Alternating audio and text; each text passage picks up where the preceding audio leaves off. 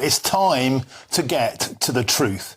The police were apparently gagged from releasing vital information about Axel Rudakabana in the wake of the Southport murders. That's what they say.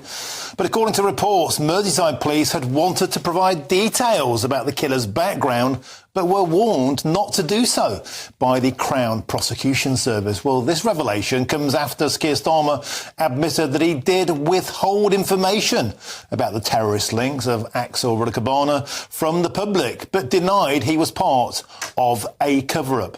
Now, let's remind ourselves of how events unfolded after the attack. This is crucial to get the chronology and the facts correct. Let's get our ducks in a row. Now, in October 2024, the Serena Kennedy, the Chief Constable of Merseyside Police, had this to say.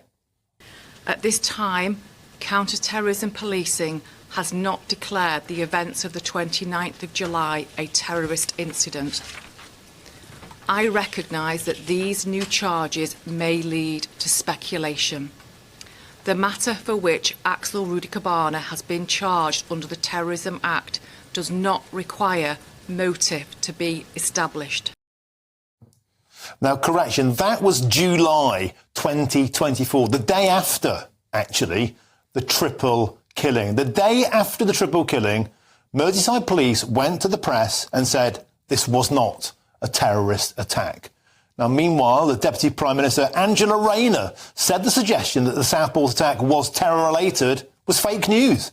It's not to stoke up what conspiracy theories or what you think might have happened or lean it into what you think. Actually, there's a responsibility to say the police are doing a difficult job. Local authorities, all of the services that are on the ground, we want to establish facts as soon as possible. And we have a responsibility to hold the community together and say, let's get the facts and then let's look at what the actual solutions are. So the police say it wasn't terrorism. Angela Rayner doubled down and said if you say that, it's fake news. And the riots that then followed the Southport attacks were slammed by Sir Keir Starmer as far right. This was a meeting to pull together our response. A response both to the immediate challenge, which is clearly driven by far-right hatred. There we go. So in August 2024, we already have established the police said it wasn't terrorism. Angela Rayner doubled down. As Keir Starmer said if you objected, you were far right. But look how things have changed. Just yesterday, we heard from the Labour MP for Dover, Mike Tapp, in the House of Commons, as he called the Southport attacker, you got it, a terrorist. It's important to note that this attacker is a terrorist. He's been charged under the Terrorism Act and the Biological Weapons Act. The man is a terrorist. But wait, here's the full bingo card, because yesterday the Home Secretary Yvette Cooper replied to Mr Tapp and she accepted that Axel Rudakabana ought to be treated, you've guessed it, as a terrorist.